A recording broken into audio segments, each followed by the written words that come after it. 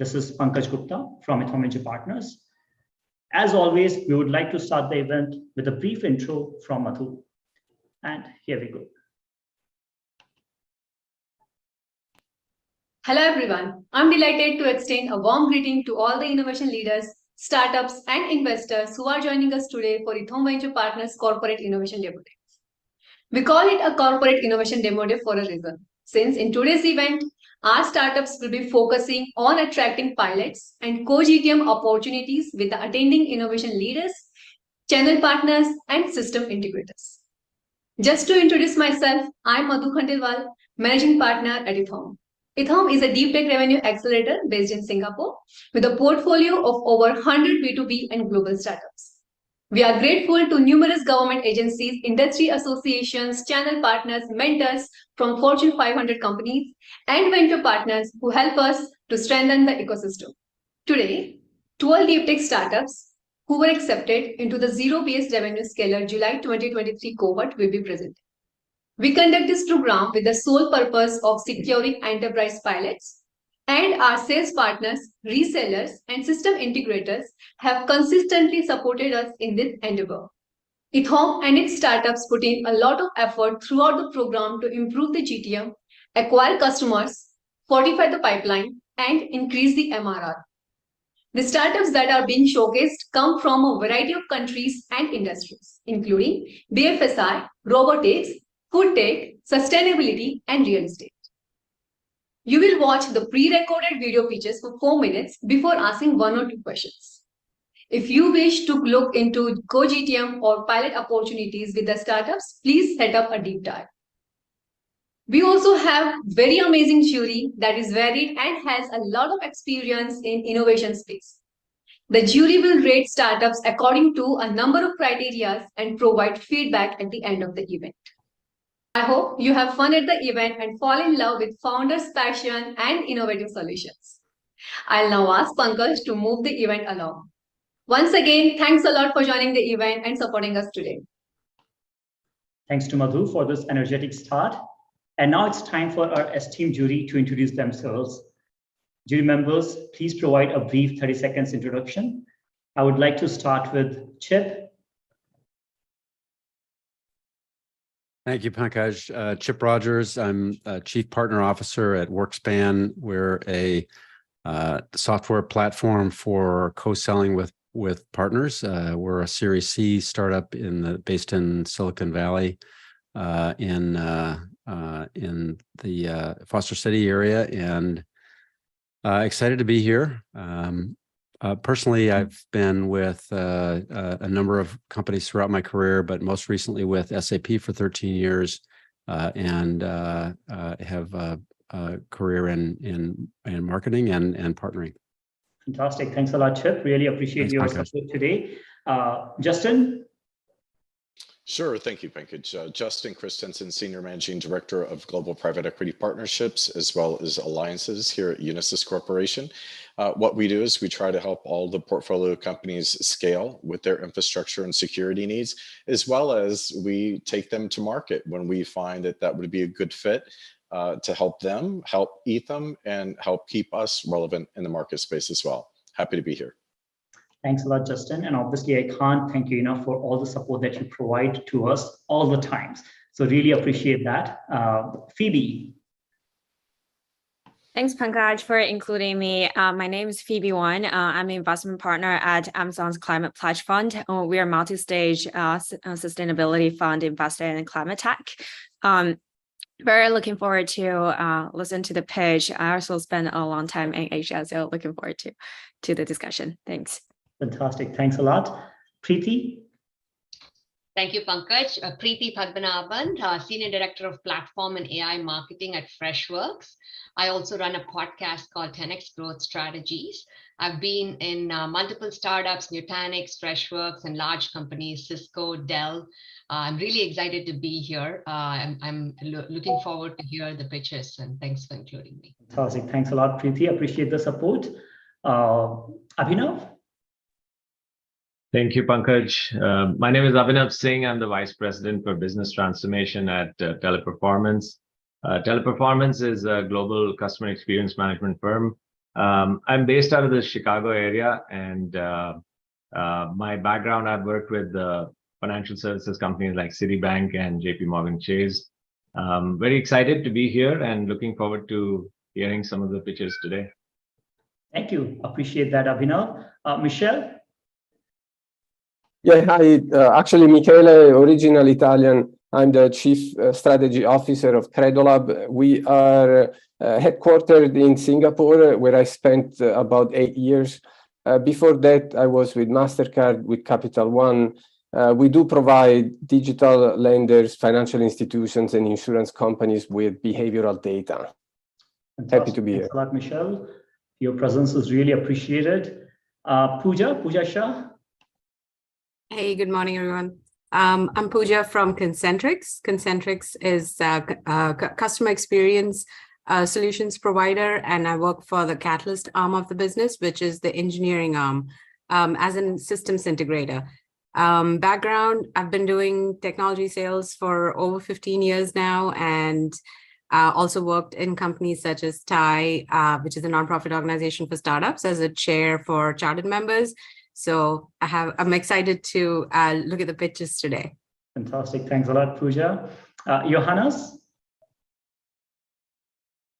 Hi, Johannes Riedl, originally from Germany, located in London. I'm with the Rainmaker & Partners. Rainmaker & Partners is a brokerage where we do deal origination and capital raising. I wear also other hats. For example, I'm the VP of a cybersecurity company and a non-executive director of several other startups. So thank you for inviting me. Thank you. Appreciate it. Hemant? Hello, everyone. Myself, Hemant. Good morning, good evening. I know we have 300 plus participants across the globe. So I am an associate vice president with InfoVision, which is an innovation-driven digital transformation company. And I've been with this company for over 5 years, with 17 plus years of experience in IT consulting and services. So I'm very much excited to be a part of this event. I come from a product management background. I know what is it up to, to start up to have a startup and stand in front of a large audience like this. So very excited to meet you all and look forward to this great event. Thanks. Fantastic. Thanks a lot. Parag? Hey everyone, Pankaj, thanks for getting me on this. And I work for Citrix. You can probably see my logo behind my window here. I'm based in Florida. I moved from Singapore just about a few months back, and of course I've been working with Pankaj for a while now. And right now I'm kind of Chief Operating Officer at Citrix, kind of having kind of areas of focus as go-to-market, product management, and in my previous lives I've done things across sales, business development, product management. So I've got a pretty kind of varied lines of working, but more customer focused, being more kind of outside in thinking. So look forward to conversations today. Thanks a lot, Parag. Hopefully you are enjoying USA. Jigyasa. Hey everyone, thank you, Pankaj, for having me. I'm a machine learning engineer and a data scientist with a focus in deploying large-scale systems for monetization on social media networks like Facebook, Twitter, and e-commerce platforms, which I'm recently working on, called FAIR. I work on mostly ads prediction, sponsored content ranking, and recommendation. So yeah, I'm really excited to be here and listen to all of your pitches. Fantastic. Really appreciate all the jury members. Again, thanks a lot for being part of the event. I'm sure we will have some really interesting questions from your side. Just one recommendation, jurors, please don't forget to score startups after their pitches. We will also seek your final take or key takeaway at the end of the pitches. Please use jury suffix with your name so that audience is able to figure out or identify you easily. Before diving into the pitches, I would like to share some housekeeping rules. Please keep yourself muted throughout the presentation or event. Unmute yourself when it is required. Please use chat section or Zoom chat section for the Q&A only. Please don't spam it. If you are a service provider and want to talk about your services, then we will give a few minutes at the end so that you can promote yourself. If you want to ask questions, there's a hand emoji that you can use to ask questions. Now it's time to start our first presentation. It is BoatMate, which is a USA and Turkey-based startup digitizing the marine industry. And here we go. Hello, I'm Murat, co-founder of BoatMate. The recreational boating industry is unable to adapt to today's digital world. Think boaters when they need product or services like technical support, marinas, or spare parts. Finding reliable options is always challenging. Boaters often rely on word of mouth and struggle to connect with businesses. This is because marine businesses have limited digital presence and they are still at an early stage of digitization. Therefore, the industry needs to be redesigned and must match with today's digital world. To address this challenge and transform the industry, we developed BoatMate. BoatMate is a pioneering marine tech hub empowering businesses with digitization, enhancing customer experience and streamlining sales. This is how the very first version of the platform looks like. From a business perspective, BoatMate serves as a digitization hub, offering turnkey solutions for online sales and improved customer experiences. For boaters, BoatMate is the ultimate one-stop platform for working reliable marine businesses. Boaters can use the BoatMate platform to search, connect, and collaborate with marine businesses, preventing them from getting lost in a vast digital landscape. So now let's explore the market. The US and Europe represent 90% of the global market, with over 20 million boats and over 140 million active boaters. The industry's economic impact in the US alone is more than $230 billion, according to EMEA's reports. So while it is untapped market, Boatyard is our main competitor, we believe that our unique business model and scalability set us apart. To enter into the market effectively and achieve a snowball effect on the growth, we also developed BoatMate Business Hub solution. This solution empowers key players in the market, such as marinas, boat dealers, insurance firms, to offer a comprehensive yachting experience to their customers. For example, think marinas. Marinas can create a business hub, inviting their partners worldwide to join. Marinas can provide all the needs of its customers by leveraging the power of a trusted partner network. This approach transforms these key players and makes them become a yachting experience company. It unlocks new revenue stream for them, also boosts BoatMate's global expansion by helping us acquire boaters and businesses.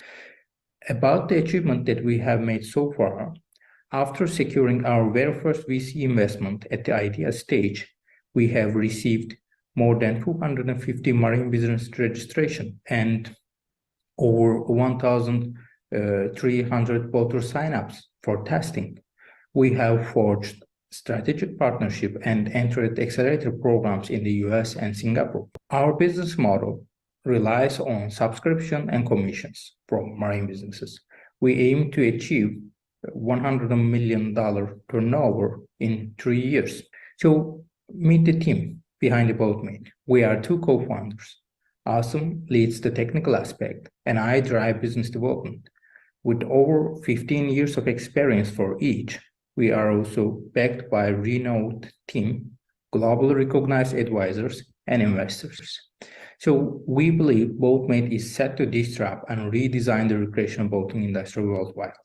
We are looking for visionary and passionate investors that look for disruptive business models. Invest in BoatMate to make history in the recreational boating industry. Thank you so much. Okay, Judy, do we have questions for Murat from BoatMate? I can go first, Pankaj, if that's okay. Oh, please. A quick one, Murat. Thank you for the presentation. It was very impressive. You talked about the business model having subscriptions and commissions.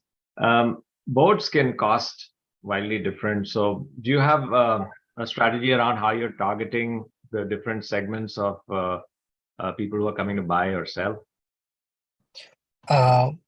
I couldn't understand the question well. Do you mean, can we use the same technology for other verticals or something else? I'm just trying to understand, how do you segment the target market? Okay, so mainly we are targeting the business side, and on the business side, our primary target is starting from marinas, technical services, and then continuing with the marine services. But at the number one priority, we have marinas. Second is the technical services. Understood. Thank you. You're welcome. Murat, Preeti here. So what I understood was you're setting up a platform for consumers who own boats and the marinas for commerce transactions.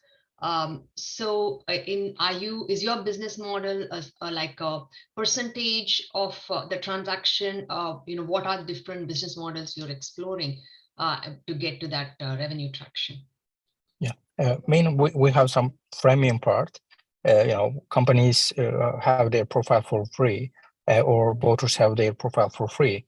But when it comes to using our marine e-commerce solutions or payment solution kind of things, then we ask some subscription and commission, and we have different plans.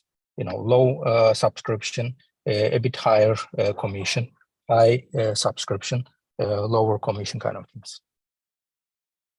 I think we can take one more question from William or Bill. Bill, please introduce yourself as well with the question. Hello there. Sorry about that. Yeah, William Genovese, very briefly, I am a executive partner in Kyndryl Consult, CIO advisory partner. Kyndryl is the next division of IBM. Used to be IBM Global Technology Services. I spent over a decade with IBM in 4 divisions, number of patents. Been a 4-time CIO and CTO in startups, and was also a mentor, coach, and advisor in New Chip Accelerator. Primarily focused on financial services and health tech, healthcare secondarily. My question for Murat was on the addressable market. Have you gotten down into, on a regional and global basis, total addressable market in terms of revenue, potential revenue, as well as service addressable and service operational market? Have you gotten down into that lens? This is a very crowded space, so it'd be interesting to know that.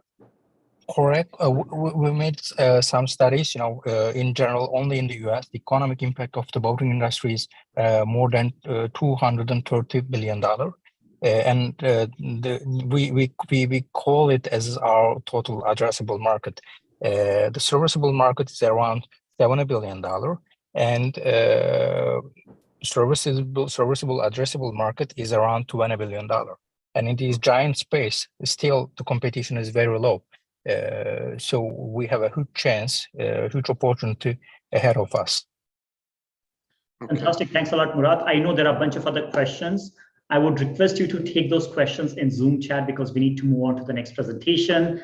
Next presentation is from Zero Circle, which is a US-based startup creating green financing opportunities for small to mid-sized businesses. And here we go.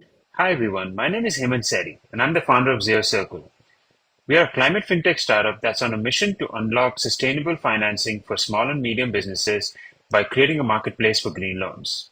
Today, there are over $60 trillion of assets under management in various forms of loans and pension funds that will have to be transformed to sustainable or green assets over the next 10 to 20 years to meet some of the net zero commitments. In addition to that, many small and medium businesses do not have an easy way to access and qualify for these green loans. Most tier 1 banks have green bond programs to finance $50 to $100 million energy projects. And there are various microfinancing programs for farmers in developing nations to support sustainable transition. But there are no viable options for a small business like an independent truck driver who's trying to decarbonize his 10-truck fleet. The process today is complex, expensive, and non-standard. The market for this is huge. A recent report from McKinsey stated that $3.5 trillion of new investments are required every year to meet some of our net zero commitments. And today, sustainable funds only account for 4% of the global fund market. We have a long way to go, and every business must get started today. This is where Zero Circle can help. We are an innovative marketplace connecting businesses and lenders to access and deploy green loans. Our AI-powered marketplace helps businesses qualify for green loans by creating a comprehensive lender-focused sustainability profile. We then align and connect businesses with relevant lenders based on lender-specific impact and sustainability criteria. Once the loan has been issued, we partner with the business to monitor their ongoing sustainability-related milestones and covenants identified by the loan. By creating the lending tree for green finance, we can unlock new opportunities, increase returns, and reduce risk for both the lenders and the organization. We have developed a proprietary multi-stage framework that combines data, analytics, and AI to automate the sustainability assessment for mid-sized organizations. This will help the organization very quickly set up their lender-specific impact performance scorecard to help them pre-qualify for green loans on the marketplace. The platform today is live for SMBs to build their sustainability profile, and we plan to launch the marketplace in the next 3 months. Here's an example of an impact performance scorecard generated by the platform. At the top, you'll find the company information, including their credit and risk scores, as well as their KYC and diverse entity assessment. Beneath this, you'll see the organization's financial performance for the project. Additionally, the organization provides sustainable KPIs, which are a simplified version of the green bond requirements used by many large financial institutions. Finally, any material disclosures and policies provided by the company will also be included. We currently support GRI, SASB, and SDG sustainability reporting frameworks using our AI capabilities. This information is combined to create the impact performance scorecard for this organization on behalf of a specific lender. Depending on the lender's requirements, different scorecards are generated for each lender to pre-qualify them for the lender's viability on the marketplace. We have had strong traction across the entire assessment lifecycle since we launched at the start of the year. We have multiple pilots underway, 2 RFPs, and discussions with several financial institutions to partner with during the launch of the marketplace. We're currently also helping qualify about $10 million in green loans using our platform. We also have the right team to make this a success.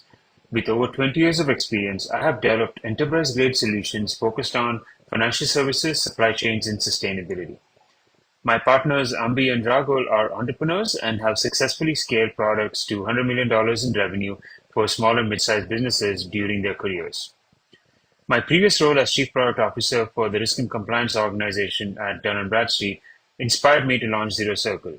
We aim to incorporate the same compliance frameworks used by numerous organizations today into the green loan programs and accelerate a sustainable transformation to a net zero world. Thank you for your time, and please reach out if you have any questions. Fantastic. I see we have a question from Phoebe. Phoebe, please go ahead. Yeah, thank you very much for the good presentation. I'm quite interested to understand, like, with the rising interest in like different jurisdictions around the globe, like how do you see that factor impact your business? Yeah, it's a very good question. Actually, we've been seeing some interesting things happening because of the rising interest rate and some of the issues with the SVB banks that have kind of happened in the last few months, right? Many community banks and smaller banks are needs to start to differentiate themselves because of those interest rate changes and also because of the fact that they're losing deposits. So they're starting to actually create these kind of green loan products within their banks so they can actually attract new types of customers. It's kind of an interesting, reverse phenomenon that I'm actually seeing with it. In addition to that, I believe the interest rates, many of the banks actually use government funds for some of these programs, as well as creates incentives for companies that are trying to do green transition and use that as a way to attract customers. So while I see there's macroeconomic factors, I do see pockets of interesting trends that are happening at a micro level that I think we can ride along with and then kind of build out the solution with them. Fantastic. Thanks a lot, Hemant. We have next question from Chip Rogers. Please go ahead. Oh, sorry, I had to unmute. Hemant, exciting opportunity. How do you see defending against existing, incumbents like a lending tree from just providing this, additional metadata into their existing process? I would say 2 things, right? One is we are not trying to be the financing platform. We're trying to be the assessment platform. So what that means is our objective is to potentially integrate with as many banks and underwriting processes as possible, right? Across different, types of lending programs. There's credit facilities, there's, supply chain financing, there's, standard loan programs. So there's a lot of various ways we can kind of tap into the market. And secondly, the market is huge right now. Even if we get like 5% of the overall market, I think we'll be a long-term business for a very long time, right? So I don't anticipate one. And there's a reason why there's so many payment providers and there's so many financing providers, because the market is very big for that. So we are not looking to conquer the world. We're looking to capture a pretty strong slice of a big market. And I see there's a lot of excitement for Zero Circle because there are many questions. I would request you to take those questions in the chat section, please. We'll have to move on to the next presentation, which is InStoried. InStoried is a US and India-based startup. They built Kathy.ai to help marketing leaders with video content creation. And here we go. Hi. Do you wish to create a great video? This is exactly what you need to do. Firstly, spend hours to write that perfect script. Second, invest in expensive equipment to get that awesome shot. Third, hire a mind-blowing video editor to create magic with your video. Or you could also do this. Invest in InStoried's mind-blowing product, Kathy.ai. Now, this lady is a one-stop shop for video generation and analysis. Yes, she can completely revolutionize the way you imagine and create videos.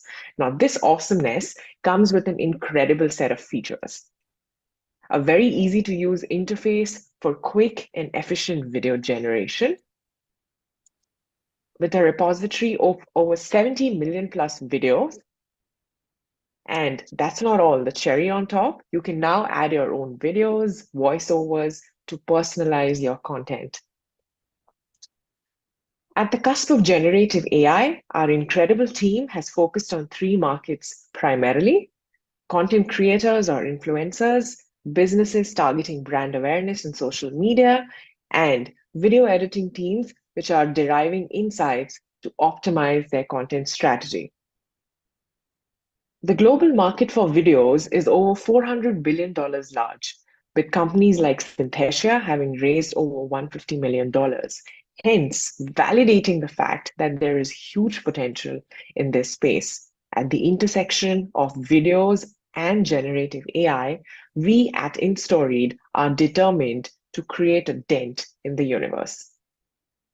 With SaaS and a very flexible pricing, you can now create your videos in less than $1. Isn't that awesome? I'm happy to share that our hard work has started yielding results already. We've already got 50 plus B2B customers with over 300,000 plus signups, and with an average time spent that is stickiness quotient of 27 minutes. Now, let me tell you that as per Y Combinator, for any SaaS tool that can garner over 12 minutes in stickiness quotient is here to stay. So now that speaks for itself, right? We have already got API calls of over 10,000 plus per minute, and we've raised $5 million already from global investors. And we also have 10 plus channel partners in the US. So with this awesome technology, you can now create your videos at speed, at scale, and at very affordable prices. I'm also delighted to share that we've got some incredible customer feedback so far on our product, hence reassuring and reinforcing the fact that persistence is the biggest talent. Like any other great company, it is the team that essentially decides its future. I'm Charmin, and I'm the founder and CEO at InStoried with my co-founder and CTO, Sudhanshu. We've known each other for 20 years now, and we've already sold one company each before this. We started this company in 2019, and we've already moved mountains in the last few years with a collective experience of 25 plus years and having absolutely complementary skill sets. I've worked with Fortune 500 companies in the past, and Sudhanshu has a master's in AI. And with this complementary experience, we are here to absolutely create magic with our tool now. I'm also happy to share that we've already given 12x plus exits to our first 3 investors. If you'd still like to talk to us and want to know more about the product, I'm happy to have a chat with you. Please do reach out to us. Thank you so much. Fantastic. Charmin is available to answer questions. Zach? Please go ahead. Hi there. Thank you very much for that that pitch. Very, very clear and to the point. You've given very clear information all the way through. A question that I have is in terms of investments and your investment round that you have now, what's the plan for that? You've raised a significant amount in the past. What's going forward now? Yeah, hi, Zach. Thank you so much for that question. Yes, we are in the middle of a fundraise. One lesson that, COVID has probably taught all of us is that, no money is ever enough. There's always, room for some extra buck in the bank. So yes, we are currently raising, another $5 million. Yeah, we are in talks for that. Yes. Now, how far along is that going right now? So actually, we've just started. We are looking at closing it hopefully in the next quarter. Yes. Okay. I think we should take that offline. Zach, please. Hemant. Hey, thanks, Pankaj. So, Sharmi, this was a great product. So, having used similar products and being a big fan of this technology, right? I would like to know the key differentiating factor, just one that keeps you guys different from Synthesia or the others you just mentioned in the list. Yeah, so first of all, when you talk about Synthesia, right? So if you saw that I'd mentioned it on an indirect competition. So the reason being that, Synthesia, essentially what they do is that they use something called as deepfake technology. I'm sure you've heard of it, a lot in the last few months. So using that, let's say if you have a tool and you want to promote your product, so, you could just get a face of whatever ethnicity, nationality that you want, put in a beautiful accent to it, and then, use that to essentially talk about your tool, your product. However, we don't do that. What we do is essentially text to video conversion, number one. And number two is that, we analyze your videos, we summarize your videos, we create highlights from that. So that is the biggest difference, between them and us. And the second thing being that, we essentially have a very large database of already existing videos. We've, also partnered with platforms like Shutterstock, Pixabay, etc., to, sort of give us that whole 70 million plus data points. We've also partnered with, 7 Ivy League universities in the US. I'm based in Austin, and I'm working very closely with the team at UT Austin. So yeah, that's where we are. Fantastic, Sharmin. Thanks a lot for that answer. We'll have to move on to the next presentation. And if you have more questions for Sharmin, please use chat section. Next is Booked from Hong Kong, which offers private modular work booths with access control. Here we go. This is Ben. He's the CEO of a fast-growing tech company in Hong Kong. Last year, he moved his team from a co-working space into his own office.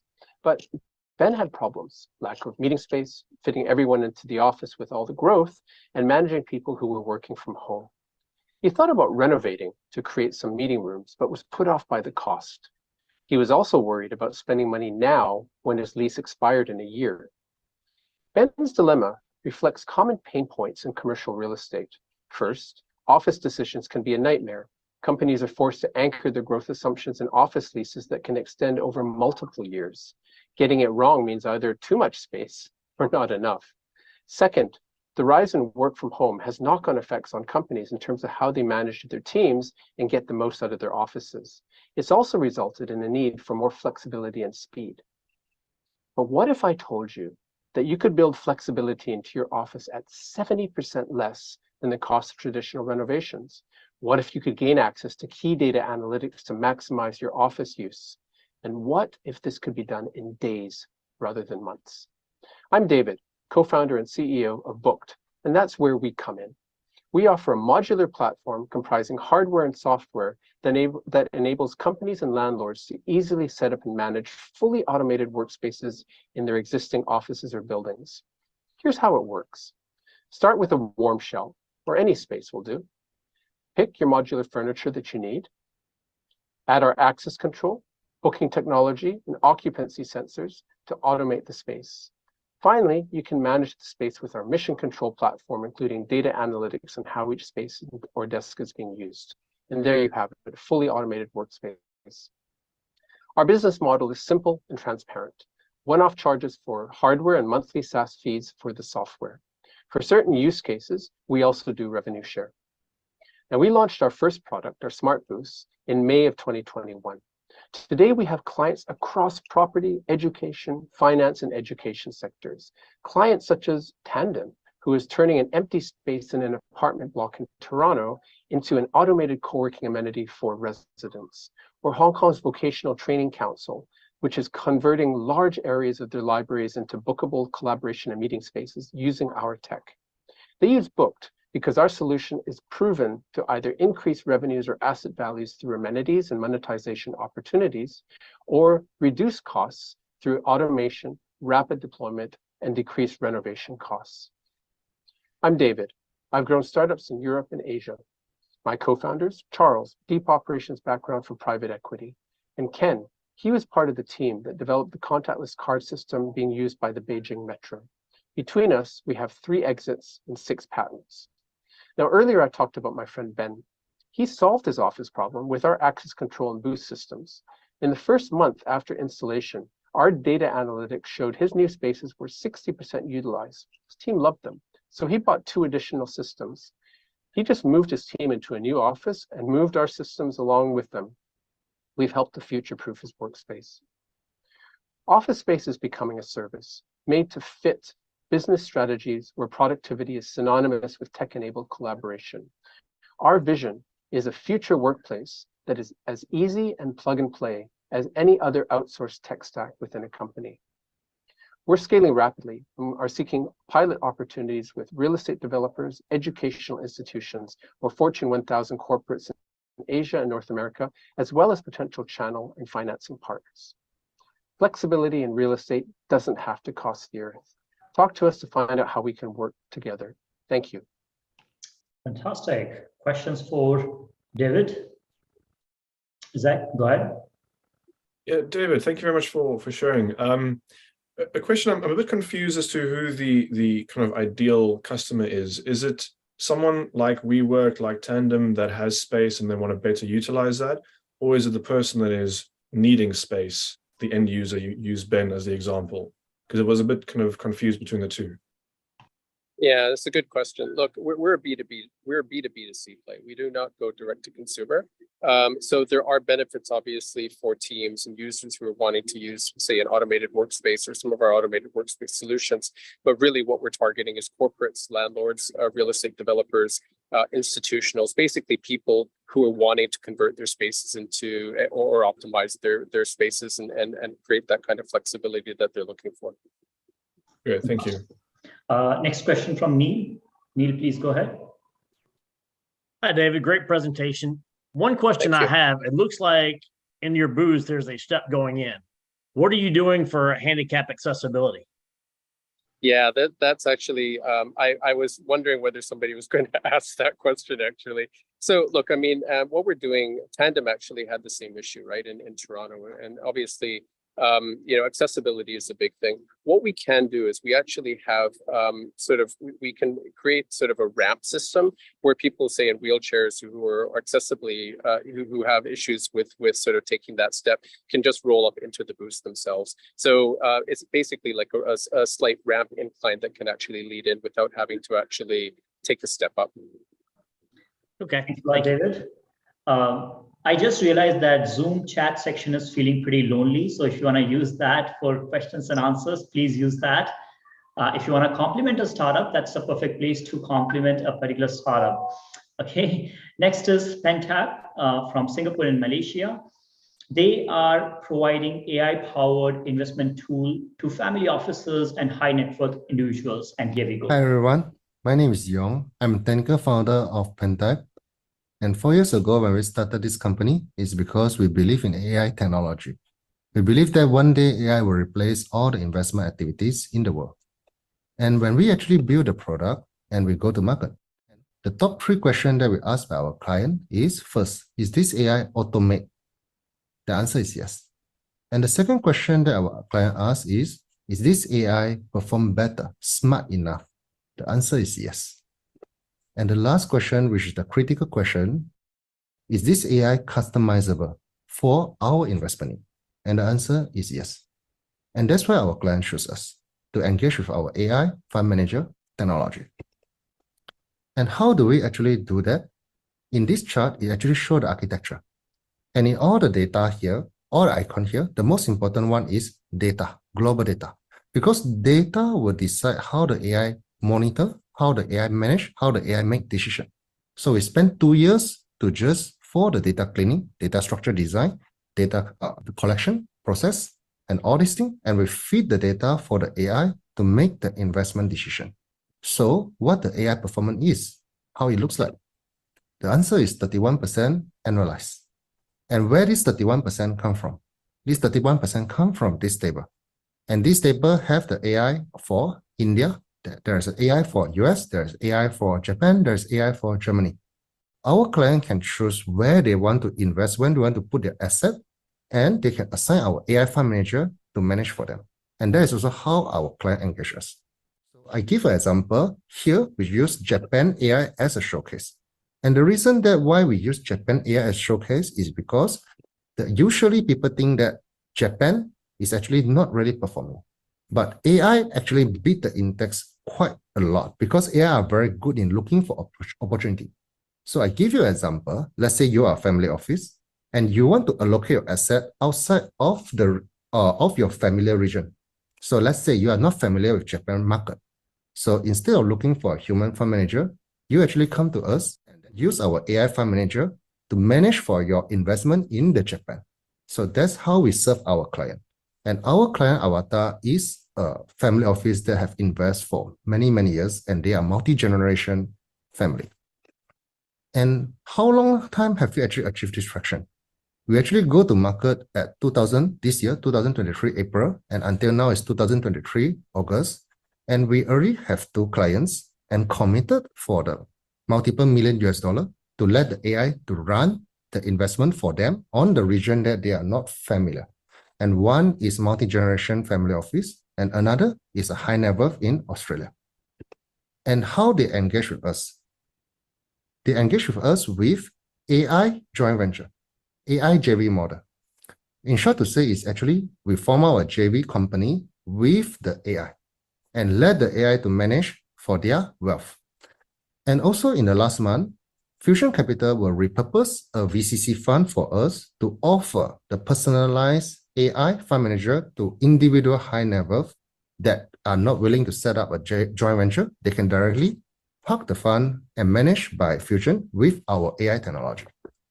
And meanwhile, we are also raising $5 million US for our Series A through Pentype AI Investment Access Fund managed by VCorp and this EthAum's cohort. Feel free to reach out to us. We will share with you the Japan AI sample that generated by the system, the PDF format, as a start. Thank you very much. Okay, questions for Yong? Zach, please go ahead. Hi there. A question I have, so obviously this is a space that seems very saturated at the moment. What makes this so different to what is available out there at the moment? We are actually very unique. And then, but let's say what is actually offered out there.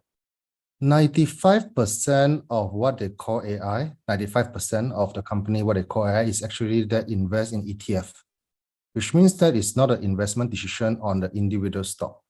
Because to analyze the individual stock, first thing we need to do is collect global data. So that is the first thing that we do. But then to go into ETF is much more easier. So that's why the 95% of solution out there, they are actually more like a sales channel technology, not a hedge fund analysis technology. So we are actually we actually dive into the most smallest direct investment to the equity market. Great, thank you. Thank you. Okay, is there any other question? Okay, fantastic. If there are more questions, please use chat section. Next is Soaring Robotics, which is a US-based startup leveraging robotics, computer vision, and AI to automate the cannabis production. And here we go. Hello, everybody. My name is Natal Partansky, founder and CEO of Sorting Robotics. Today, I'm going to be talking to you guys about what Sorting Robotics is currently doing in the automation space and where we're going to. First off, I'd like to address the problem that we're currently tackling, and that is the lack of automation in the cannabis industry. As the cannabis industry moves from cottage to commercial production, there needs to be automation to scale the industry. The first component that we've developed is a robotic arm that comprises of a computer vision system and an operating system that makes us very nimble when it comes to providing solutions to our customers. Next, we've developed a unique hardware solution to infuse pre-rolls called the GECO robot. The GECO uses a calibrated injection system to dose cannabis cigarettes with concentrate or distillate material to improve their THC percentage. By creating an automated process to do this, we can allow manufacturers that buy from us to scale in a cost-effective manner. We build all of these solutions into a unified system that is also tied together with a telemetry backend that goes into a cloud analytics software that we've built in-house, and we've called it Laka. This is just our initial foray into making a unified solution for our customers in the cannabis industry. Eventually, we look to apply this unified solution into other industries as well. In the cannabis industry, we work with some of the best brands in the business. One of them is Tilray, the biggest company for cannabis in Canada. And we also have customers in every recreational legal state in the United States. So what is our go-to-market for the company? Well, first, we started in e-commerce, in the trading card industry. Then we scaled up into cannabis, and we've been in the cannabis industry for 4 years. The cannabis industry has allowed us to build a sustainable infrastructure on the hardware side and the software side, customer service, and sales. Looking forward, we're planning to scale into other verticals as well. Life sciences is the current focus, and possibly hospitality in the future. In the cannabis industry, we're uniquely positioned as a leader, and we build the devices that other companies can't. Eventually, they try to catch up and create competitive systems. We know the customer very deeply and understands the problems that they face on a visceral level, so we're usually about 18 months ahead of the rest of the curve. This success has been well documented in the media with Forbes, Rolling Stones, and various cannabis-specific publications, exclaiming that we are the market leader when it comes to developing robots for cannabis manufacturers. Currently, the company is about 12 people, with my co-founder Cassio and I starting things a little over 5 years ago. Now we have a management and operational team that is robust and seasoned in various businesses and engineering disciplines. Our team serves as a great foundation for building future products in the industry and scaling out other verticals. Thank you for your time, and reach out if you have any questions. Thank you. Fantastic. We have Notal on the call to answer your questions. Zach? Hello, everybody. Hi, Notal. Very nice to meet you. Quick question. You mentioned other verticals that you can get into with this technology. Although right now you're in the cannabis industry, how quickly could you get into the other industries, or do you need cannabis to kind of ride out for a while to do that? No, our kind of infrastructure backend in terms of the software and then also the hardware side, it allows us to be pretty flexible. So after identifying a new industry and purposely codifying the problem, it'll take us around 3 to 6 months to develop a new solution. Generally, we have like 80% of the whole infrastructure completed. It's more about retuning to whatever we're looking at. Great, thank you. Thank you, Zach. Pooja? What are the risks that you're seeing in manufacturing of the hardware, the robots? And are you manufacturing it in a specific region? So we have a global supply chain for all of our robotic systems. When I say global, I mean it's not just China. It's China, Taiwan, India, Europe, South America, and then also a local supply chain here in LA. We don't really have many supply chain issues, and that's mostly because we're normally buying our electronics on like a 6-month lead time, even though it may say on the sticker that it's 4 to 6 weeks. There's been a few times when we've had pretty long delays, and then now we just project out pretty far, and we don't really have any issues. Fantastic. Thanks a lot, Pooja, Notal. Next is Kernel, which is a US-India-based startup solving intuitive financial solutions or tools to SMBs in South Asia. Here we go. Hello, I'm Becca, co-founder of Kernel, and we help micro businesses in India to survive the new GST scheme, the new tax requirements. there are few historic trends that converge around India these days. One is the huge generational shift, the number of internet users, which is over the top and second largest in the world, as well as financial inclusion. Since introduction of UPI, the amount of people having bank accounts has skyrocketed. And nowadays, people are ready to receive and pay digitally and start doing business digitally. And on top of that comes the India's destiny to become the global superpower. And for that, number one priority is to eliminate the gray economy and invest the tax revenues in infrastructure, education, healthcare, etc. And India has been very consistent in planning and efficient in implementing the tax reform. It all started with demonetization and then covered the top of the pyramid. And starting this year, from 1st of August, every small business has to issue an e-invoice. I mean, everybody who is above 5 crores in annual turnover, e-invoice on every sale that they make. And starting next year, after the elections, it's gonna capture the entire market. So for micro businesses, being digital is no longer an option, because to comply, you need to digitize. So this is a matter of survival for the smaller guys. And the market is just getting figured out. So nobody owns it yet. But again, there are either point solutions for micro businesses or comprehensive accounting software, which they cannot operate. Their outsourced accountants usually do it. Only Zoho provides full suite solution, but it's way too expensive and it's way too sophisticated for the micro guys. So we built a mobile first solution for micro businesses to help them digitize their entire operations. And we see tax compliance as our foothold in the market, but on top of that, we are providing them with additional features to help to increase the value we deliver to them and increase stickiness. At the end of the day, we're building the embedded finance platform to empower micro businesses to get their hands on easy, short-term loans.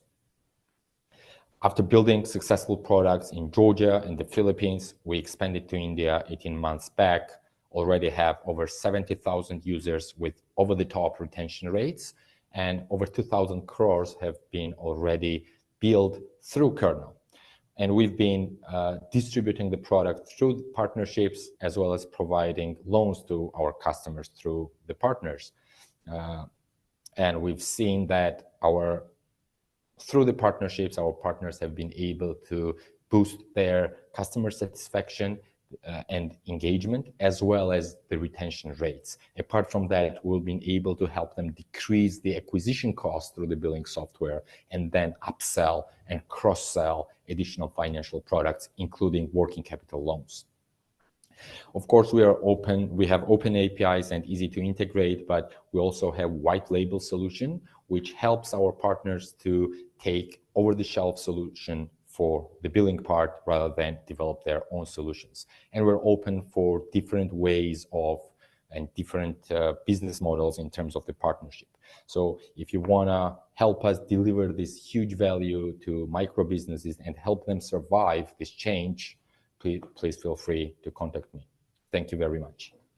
Thank you, Beka. We have questions from Abhinav. Abhinav, please go ahead. Yeah, this is a great idea and good initiative here. I'm sure you're aware there are, almost every state in India has a different language that they speak. I'm curious to know if you have any plans to provide, or are you already providing multilingual support specific to the Indian market? Beka?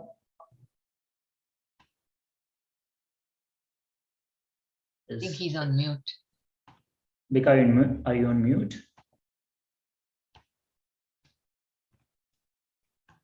Sorry for that. I think Thank you. Thanks.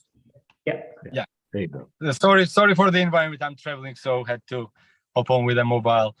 That's a great question, and thanks for that. So our software is mostly in English, but again, we have Hindi and Singlish as options for users who want to use that language. We don't have other languages inbuilt right now, because that really increases the velocity basically. So it kind of decreases the speed with which we can develop if we add multiple languages. So we decided to put it forward a bit farther in the pipeline. But again, the southern states mostly speak English, and the western part, where we are most concentrated in terms of customers, Hindi and English defined.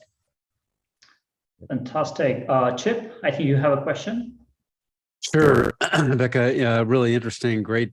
Seems like a great market and opportunity. How are you using product-led growth? Do you have loops inside the product to to bring other customers on board? And I see you have a freemium offer, but are there other things that where you're sort of building the engagement and bringing other customers on, having customers bring other customers on? Of course. Thanks a lot for the question. So we've been basically able, and that's what we've been doing, to validate the product problem fit, as we call it. So we now know for sure that the product quality is good, because we are able to convert over 50%, 51% more precisely of users who show up for demo towards the customers. And now the next step, we'll be launching that in the first quarter next year, is what we call a two-sided platform. So if I issue an invoice, it would be your purchase order basically, and the invoice contains all the information about your business, including the name, the tax ID, address, which are the key inputs for the tax purposes in India. And with one click, we will onboard also the second side of the deal basically. So this is the growth loop and kind of virality loop that we are building into the product. In terms of the general expansion to the market, we saw, and we've experimented with all the channels, but we see that the most efficient way to do this is to use the existing networks of the partners who serve the same customer segment but don't have the competing product, and kind of run on top of their solution and just provide the customer success on our end. So this is the model with which we are currently expanding in the market. Fantastic. Thanks a lot, Becca. And yeah, if you have more questions, please use chat section. Next is Conformance X. Thank you. A UK startup making drug launch process more efficient and streamlined. Here we go. Thank you for giving us the opportunity to present Brand Launch X. We are a team of distinguished global brand launch experts and consultants hailing from the life science industry, armed with extensive experience in product launches. The genesis of our venture lies in a curious observation. While new drug launches are pivotal for these life science companies, a staggering 90% of them end in failure, a challenge often swept under the rug. In response, Conformance was founded in August 2021 to create a launch platform to empower launch leaders.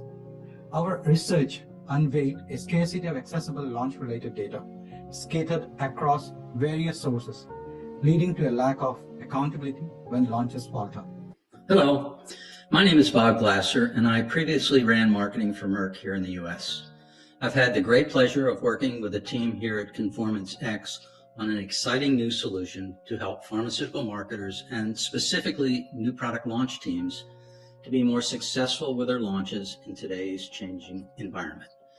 I don't need to tell you that drug launches are highly intricate endeavors involving multiple tasks, teams, and resources. However, over the past 3 years since COVID-19, research from EY, Deloitte, McKinsey, and IQVIA have concluded that some 86 new drug launches underperformed by 42% compared to pre-pandemic benchmarks, costing their companies over $10 billion in lost revenues.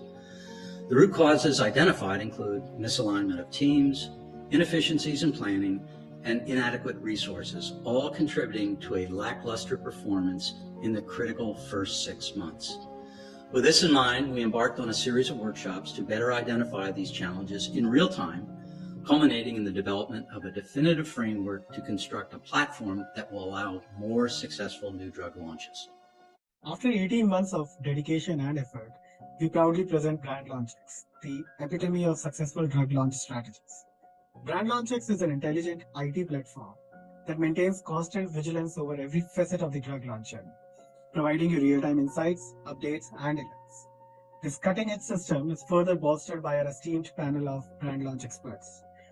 The system is structured into three major segments. The very first section is Planner, which is a repository of over 1,500 tasks, enabling customization, template usage, or import of other existing plans.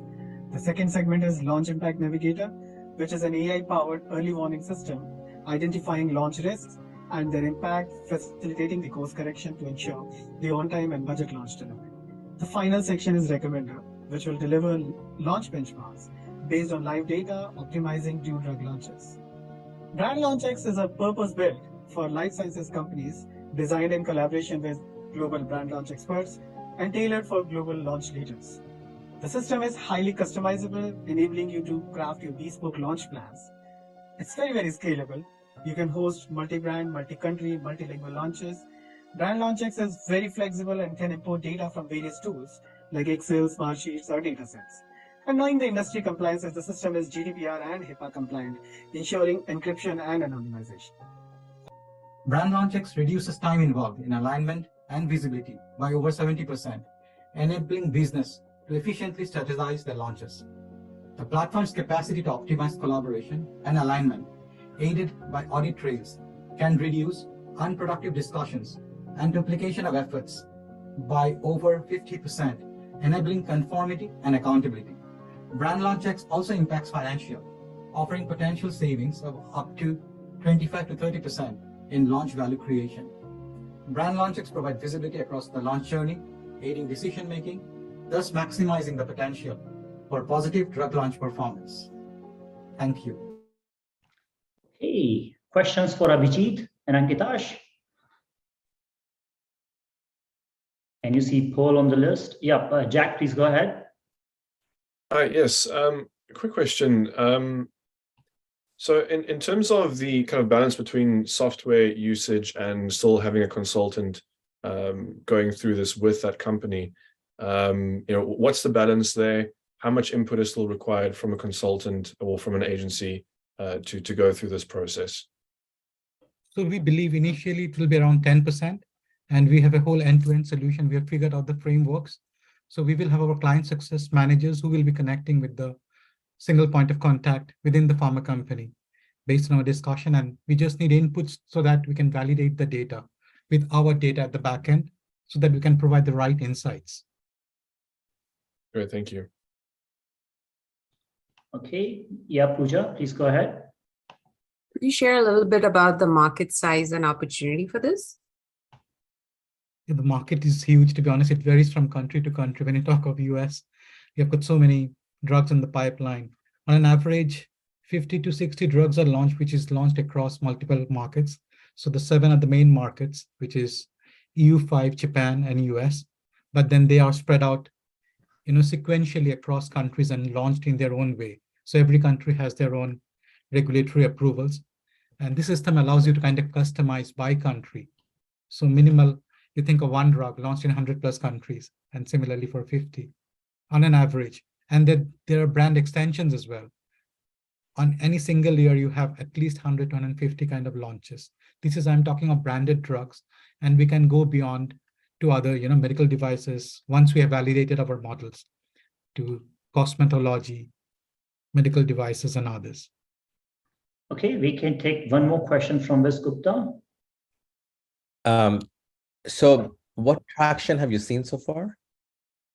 We're having some good traction so far with some of the big companies like AstraZeneca, Novartis. Even now they have been struggling, because they use Excel and Smartsheets, and the data sits in different functions. So we are having some late stage discussions, but we're yet to sign a pilot with one of the companies. So that's what we're pushing for, to validate the model.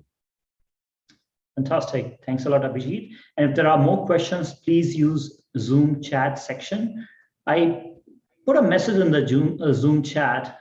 Please feel free to show some love to our LinkedIn live event. But yeah, next is Geo Alert, which offers instant analysis of any location using satellite and aerial images. And here we go. Hi there, I'm Georgia, founder and CEO of Geo Alert. We develop AI mapping platform to digitize and automatically map the real-world objects using satellite and aerial imagery. Are we about to map the whole world? No, not true. Actually, companies like Google, Microsoft, Facebook claim to digitize the whole planet, and they do contribute a lot into the open mapping data. AI has the potential to revolutionize the mapping workflows, as it's considered by Google Bard. Okay, Google, sorry, but the point which is missing here is how we're gonna implement this technology into the real business applications. And this is what our product is about. And more important, as the world is not static, it's continuously changing all around us. How to get this information updated for the specific location requested by user. This is how our platform is designed. You can get easily started with web application cloud-based, no need to purchase commercial software, no need to purchase commercial imagery. Everything is connected. And we provide API to power your own applications with AI mapping capabilities. Mapflow is used globally. Here you see the heat map of Mapflow active users for some 3 months during 2023. Let's get more business specific. What kind of applications can be powered by our platform? Technology allows to generate 3D objects from 2D imagery. No LiDAR, no stereo imagery, and it's extremely useful and cheap for telecom companies to design and plan their radio frequency networks when it comes to the large scale. Another one is related to optimizing of imagery costs, detection of construction sites, and updating of the maps more frequently. Another case is related to vegetation management within power line corridors. Our technology allows to extract vegetation areas, predict vegetation heights, and report power line stakeholders about potential vegetation risks within the protected zones. Launched in 2021, Mapflow has more than 1,000 active users monthly. We have 2 large, dozens of small clients, and the growing number of leads across different industries, from digital mapping to urban planning, consultancy, etc. To tell the truth, extraction of information from satellite imagery is decades old. Yet the market was disrupted by AI technology and the availability of affordable Earth observation sensors. And it could be much more fascinating if not only 2% of all downstream applications from space technologies related to Earth observation applications versus 26 upstream. So how you gonna launch satellites more and more if you don't know about adoption and demand on this data in the real business world? Development of the software as a service cloud-based platform looks like a reliable and long-term strategy here. With my co-founders, we are passionate about maps and data, and we invite you to join us in this fascinating, never boring journey to launch the pilot projects with large enterprises having our successful records in these industries, and develop our product towards the wider range of users to unlock the fascinating opportunities that this market has. Thank you. Fantastic. Preeti, you have a question for Georgie. Please go ahead. Hi. Thank you for that presentation. So question about what, you talked about few use cases like agriculture and telecom. What areas have your primary customers been, and how do you monetize your solution? Thank you for the question. Actually, we are targeting customers across different industries because the need of geospatial data is ubiquitous, but mostly we are focused on telecom companies in great need of cheap and scalable data, and we are trying to provide the data analysts to get hands on this continuously updated data coming from recent images and extract it with the power of AI. And actually, there are companies who manage utilities like power line operators, and we are targeting these companies. We have the one customer who is managing power line across the large areas and who is responsible for detection of risks and mitigation of this risk within power line corridors. Fantastic. Abhinav, please go ahead. Thank you, Gregory. This was a really good presentation. Thank you. I'm just curious to know, is there a usable case for freight movement? Can you use this product for ocean or air freight movement? You mean like illegal fishing or some kind of these things that are happening in maritime? I'm thinking more containers moving on planes or ships. I see. Yeah, it could be used. It could be leveraged. Yeah, actually, everything which is related to leverage of geospatial imagery with AI is relevant to, and our technology can power these applications. So we consider it as a platform connected to the global sources of data, and it can be applied to different cases with the help of our partners, otherwise with the expertise of our end users. So that's why we are in the close collaboration with our end users. And very important is the last mile of the implementation of this platform. Actually, we are struggling here a lot, but the adoption is going slow, but we hope that it will go faster and it will come to the better future. Sure. Abhinav, probably we can schedule a separate call to brainstorm that use case. Govindraj or Raj?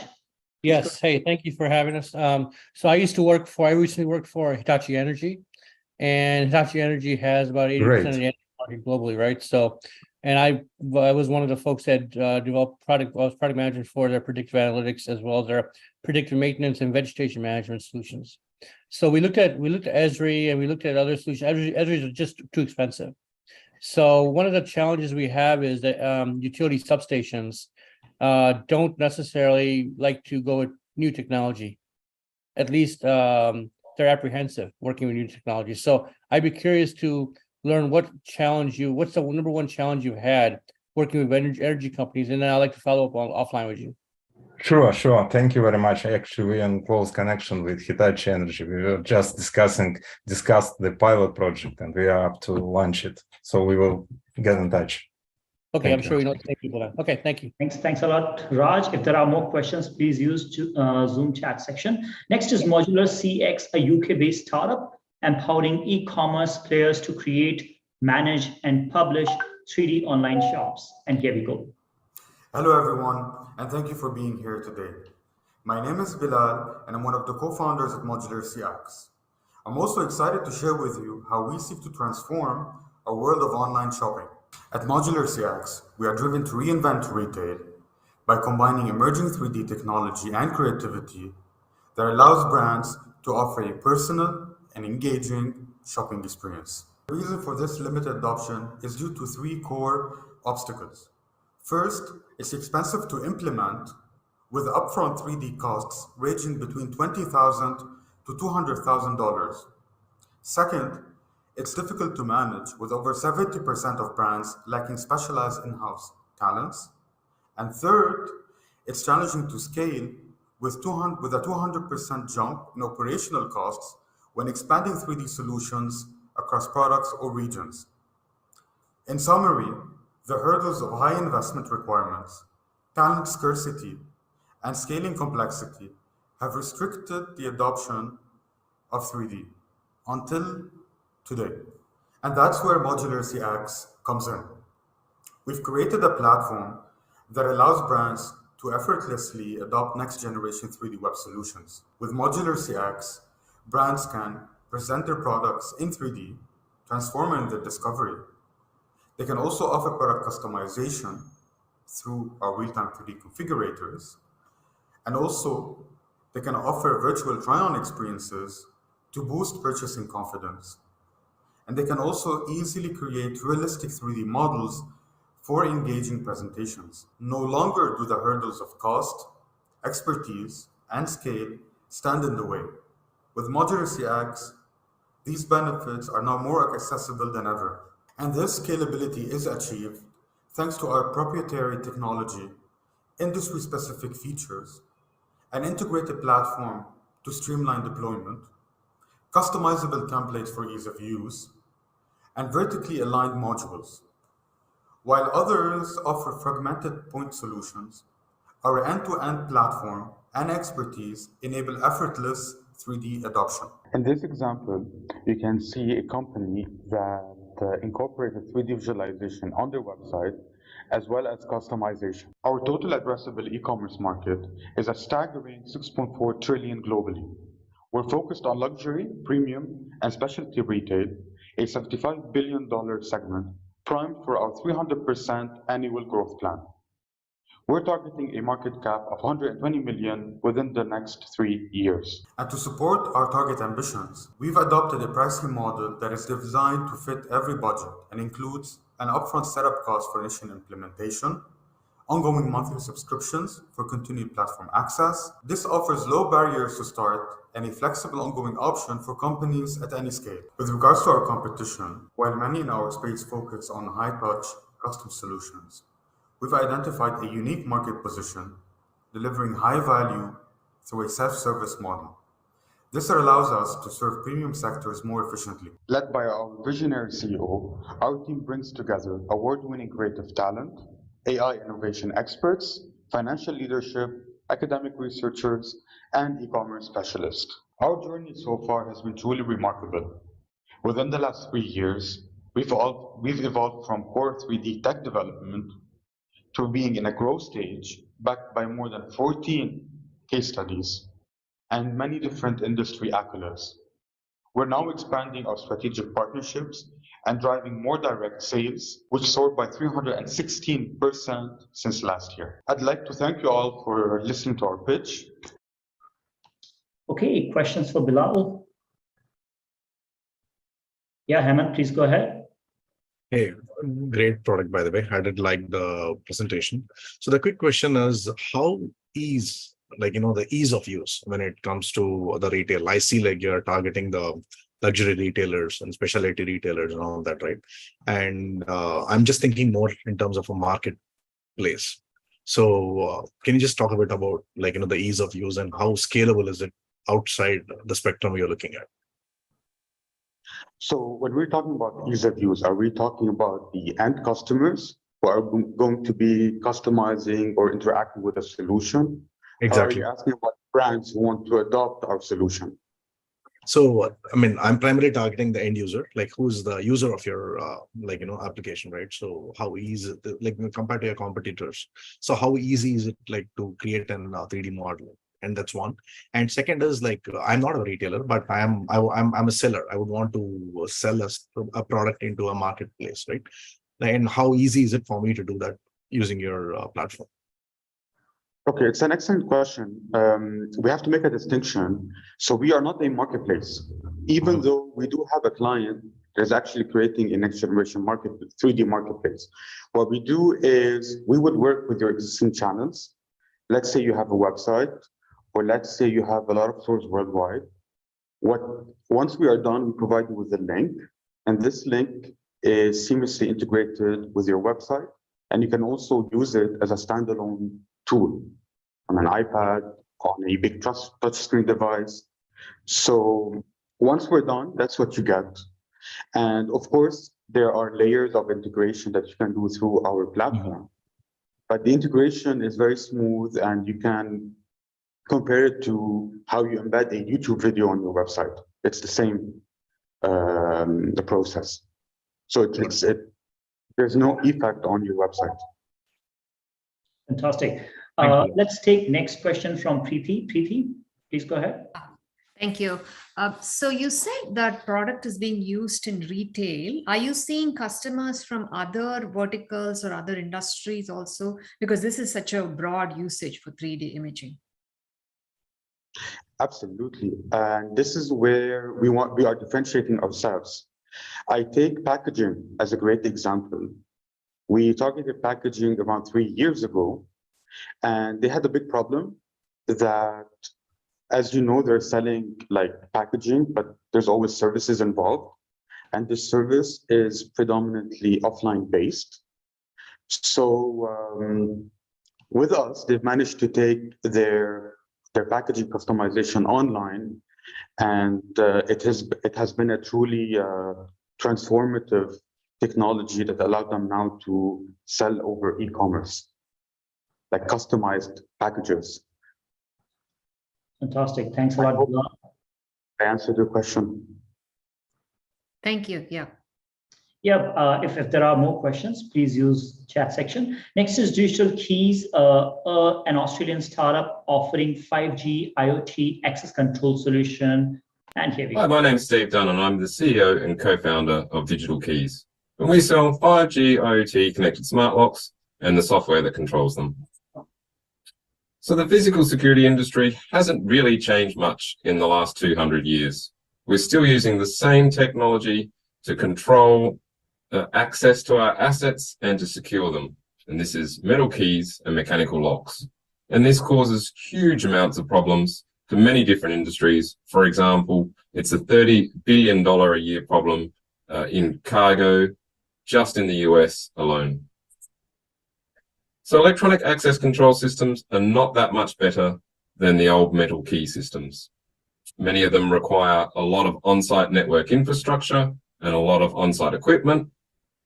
And many of them are also disconnected, so they're unable to capture data and take advantage of analytics.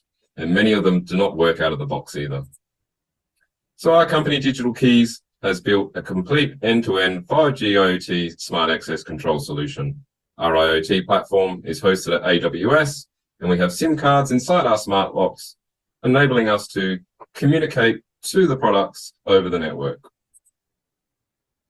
Here you can see our 5G IoT smart padlock, and we have a SIM card at the bottom of the circuit board here, and then large lithium thionyl chloride batteries, which are able to give us over 2 years battery life.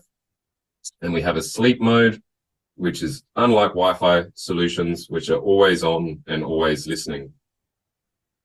So in addition to the smart locks, we have the Digital Keys app, asset management software, APIs, and the IoT platform.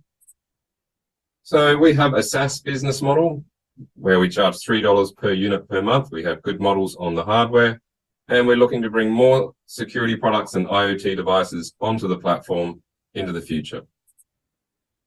We've already released a 5G IoT smart door lock in 2019 with Vodafone and Huawei, and we manufactured over 1,000 units and sold them to banks, hotels, offices, universities, and then the trade war hit. So for the last 3 years, we've been migrating away from Huawei over to AWS.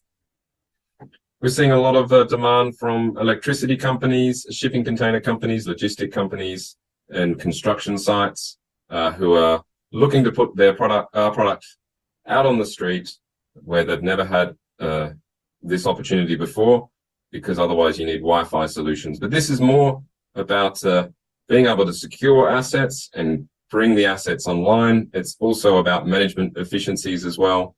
So for example, an electricity technician would not have to pick up metal keys at the start of the day, drive out to meter boxes, and then drive back across town at the end of the day to return the metal keys. Here are some of our low-hanging fruit and the customer segments, and these are our SaaS revenue projections for the next 5 years. So I come from a background in asset management and working in local government, and our CTO, Max, has worked at AWS and EY, and we have Colin, one of our directors, who has over 30 years experience in the telecommunications industry. So we invite you to join us as we unlock the future with 5G IoT smart access. Believe it or not, but Steve is up at 2:30 a.m. his time in Australia to answer your questions. Chip, go ahead, please. Yeah, really great concept. And thanks for the presentation. I'm wondering about the size, and the unit that you showed looked almost like a prototype, and I'm wondering if you're working on miniaturization to make it sort of, smaller. Yeah, absolutely. So, we're in the lock manufacturing industry, but we're not lock manufacturers. We're the smarts behind it. So we buy top-selling RFID keycard locks off the shelf. We throw out their circuit boards, and then we put in our 5G IoT circuit boards. So we're not limited to hardware design, and we're certainly looking at a smaller sort of indoor padlock at the moment. But this one is specifically we chose because it's rigid and can handle the environment and use outdoors. Fantastic, thanks a lot. Great, thanks, Steve. Thank you, Steve. Good morning. Just a quick question around your target market. So you have listed a lot of B2B entities and industries that you're targeting. Is there a B2C element that you're also looking at? Not really. At the moment, yeah, our low-hanging fruit are the large critical infrastructure companies. Some companies have told us that they did audits of their assets during COVID, and they found that they had, anywhere between 1,000 to 1 million units that they want to secure. So yeah, we're sort of really we're hearing a lot of demand for orders between 10,000 or 100,000 units at the moment from one critical infrastructure company. So this is the first time that they've had the opportunity to get connected access control out on the street. So yeah, that's where our focus is. But we're not going to say no to any other opportunities. Thank you. Thank you. Hemant, please go ahead. Yeah, a quick question, Steve. It's a great idea, but as an organization, if I'm going to buy 100 units of, the asset, and what kind of access do I, have? So apart from monitoring the real-time status of the asset, do I have an access to remotely lock and unlock, or do a remote access management and all that? What does the organization get?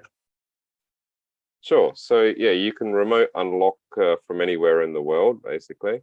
And you can get live events, and you can also use it for tracking as well. There's an inbuilt GPS chip, and there's also a tampering alarm inside there. So if anybody attempts to break it, you can get a live notification to say that someone's attempting to break in, and there's also an audible alarm on there.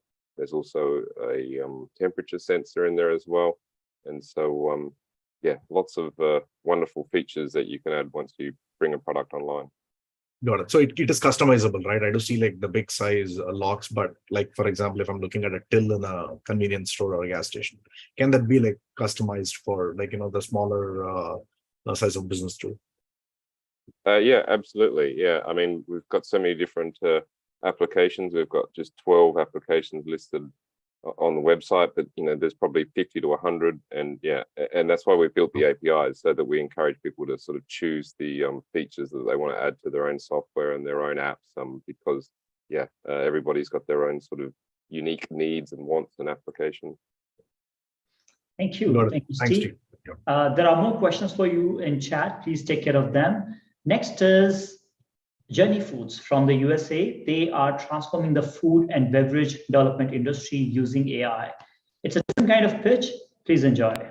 One thing that I remember when first introducing Journey Foods to the fold was truly around focusing beyond sort of consumer insights and driving massive sets of data, but really thinking about more intentionality around the problems that I've been working through in the industry, and that is around nutrition and sustainability. Many companies across the world are trying to meet consumer demands around nutrition and sustainability at the same time that they're faced with supply chain availability, with cost issues, with research and federal and local regulations. And that leads to a lot of challenges in the time it takes to get food products to the market. This can push back food product development by several months into several years to optimize around things like bioavailability and solving for food byproduct waste, among other things. And we focus at Journey Foods on generating improved or alternative or conceptual recipes, but largely using data that includes both the supplier information, and so creating recommendations around supplier, but also creating recommendations about cost. At the end of the day, I believe that many of you want to bring the best products to the market, want to bring the best innovations to your ecosystems, but most decisions are made around costs and availability, and we have to be very honest about that. And at Journey Foods, that's exactly what we do. We focus on giving our customers tools to improve their portfolio of packaged food products when it comes to small or even large nutrition and sustainability enhancements. But really, we give them actionability insights, right? So if you want to decrease, let's say, the sugar, or swap out all artificial ingredients and increase your nutrition score on a packaged food product, we also make sure that we can provide as much cost and supplier data as possible when making that recommendation. I think that's something that has been limited when you think about AI, is like both what is my implication and action. So I would love to hear your feedback around this, maybe even where you thought Journey Foods did before this fall, and where you think AI and actionability in the supply chain can go.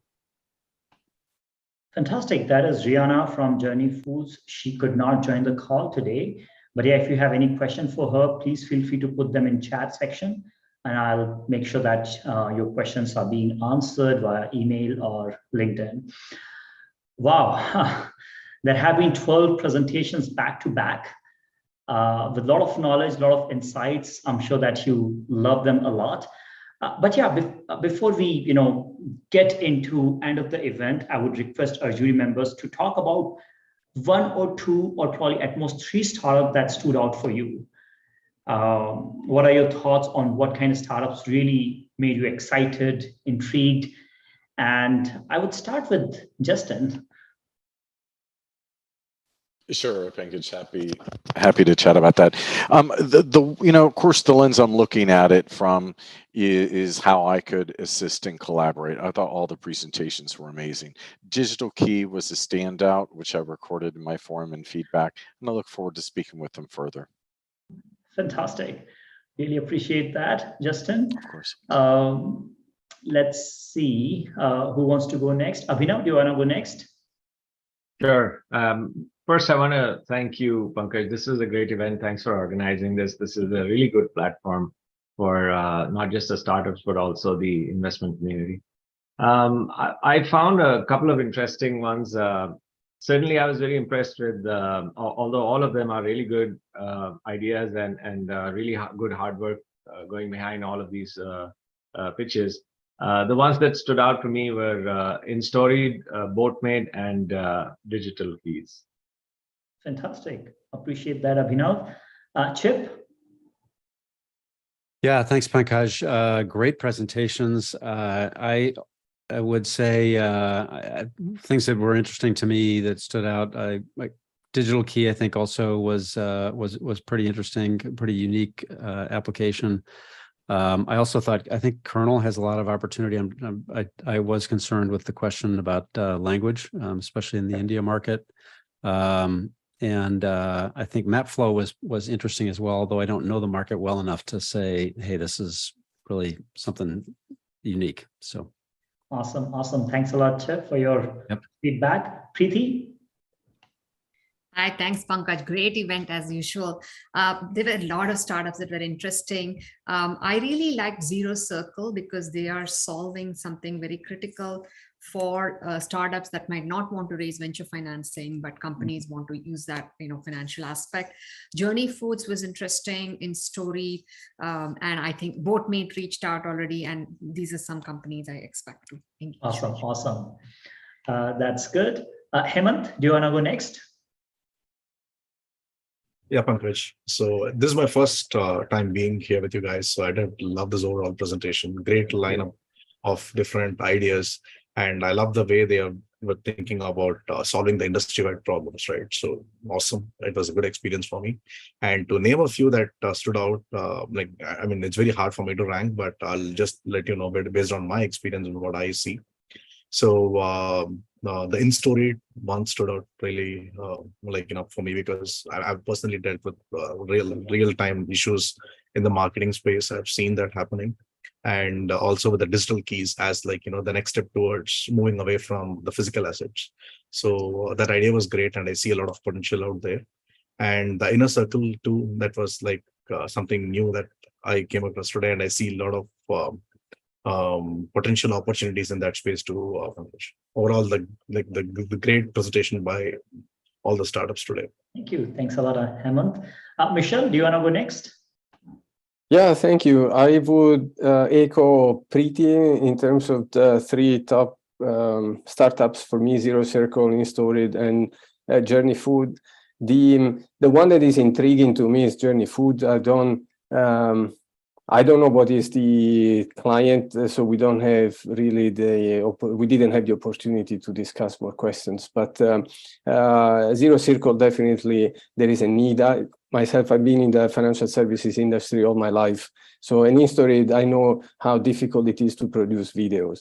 So Right. at scale or easily, quickly, cheaply. So very good. Thank you for having me. Fantastic. Thanks a lot, Michelle. Pooja, do you want to go next? Yeah, I did like a lot of the startups, but I think the ones I'd like to highlight are InStoried. I have sold Synthesia, so it's sat really well with me. It looks like a really good competition. Sorting Robotics was interesting as well. GeoAlert, I work in the I sell to the telecom vertical, so I'll definitely connect with them to understand more. And I did like Journey Foods a lot too. Awesome, awesome. No, Pooja, your support to GeoAlert would be highly appreciated because you understand the telco market so well. So please, let's connect separately. Let's see who else. William from Kyndryl. Yes, hello. Yeah, I liked actually a general observation. You know, they've all done a really good job in identifying what the problems are out there at a macro level. Okay, but this goes back to my earlier comment and question to Boatmate. You know, where's the granularity in terms of TAM, SAM, and SOM? Okay, that's the general observation I had across all of them. I didn't see any clear leaders in answering that question. Okay, however, from the intersection of my interest, my investment thesis, where I work and play, I'm mostly interested in Penta AIP, okay, in terms of risk modeling and crossover into financial services, geo alerts, okay, and then also if they can nail down the TAM, SAM, and SOM a little bit better, Zero Circle. Yeah, so Bill, just to answer your question, we don't really focus on the market size in the corporate innovation demo day because this is more focused on the product, product focus, right? We have an investor focused demo day in November timeframe, and at that time we definitely talk about the market size, but not in this event. Yeah, I mean, and I also give that view from the lens of sitting on our innovation board and selection committee, which we've had some discussions at that. I'm on that committee and board under corporate strategy in Kyndryl. Okay, so I need a lens, obviously to see where there's market fit, okay, in terms of at a macro level where everybody's jockeying for position and how we're going to align to help a company like this in terms of partnering. So fantastic. Thanks a lot, Bill. Really appreciate your feedback. No problem.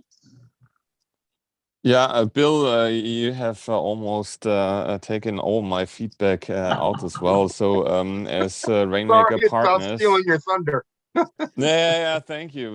Thank you for that. As Rainmaker and Partners, we have a lot of institutional investors and also a lot of, I would say, incubators that would be interested in a lot of all of those products. But again, so as Bill just said, without a clear TOM, SAM, SOM, and it's nearly impossible to judge. That would be my general feedback. We're totally aligned here, Bill. So regarding the presentations, I liked best the digital lock and Boulder. I personally believe this is a very great great products and very great also great investment thesis. Where I think we can help the most from I would say Rainmakers and Partners perspective is Penta IP, as we're having a lot of family offices that maybe want to try that out. And on a personal level, for Conformance X, a friend of mine has been working in this space for like 40 odd years. So if you need me, I can do the introductions. Yeah, thank you. Definitely, we never say no to support. Thank you, John. Johannes, definitely will appreciate that. Okay, who else is missing? Zach. Yeah, sure.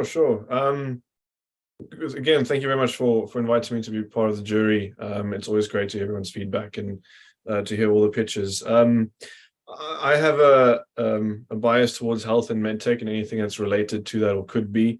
So Brand Launch X, I was really kind of keen about that, as well as sorting robotics. And Modular CX, I really liked their pitch and what they're building there. It's something quite interesting. So looking forward to speaking to some of those founders. I've requested for introductions to them and seeing how we can help them with investor relations. Definitely. Thanks a lot, Zach. Thank you, Jim. Again, thanks to all the jury members for being part of this event, for providing your feedback, for asking some really interesting and relevant questions to the startups. Thanks to startups for putting all the relevant information except market size in this 4 minutes long presentation. And I know it's extremely difficult job to put all the relevant information in just 4 minutes. And I know that some startup founders were really hating me for forcing me, them to do that. But again, really appreciate your support today. And again, as I always say in my, as I always mention in my past events, this is not the end. This is just the beginning of a new relationship. If we could have one-on-one calls to figure out how we can support each other, how we can collaborate, I think that would be fantastic. If you can support startups with the core GTM opportunities, with the mentoring opportunities, with co-sell opportunities or pilots, let's have a conversation on those topics. Again, really appreciate everybody's time today. Thank you, and we'll reconnect soon. Take care. Bye. Thank you. Bye-bye. Thank you, everyone. Thanks, Pankaj. Thank you. Thanks, everybody. Thank you, guys. Take care.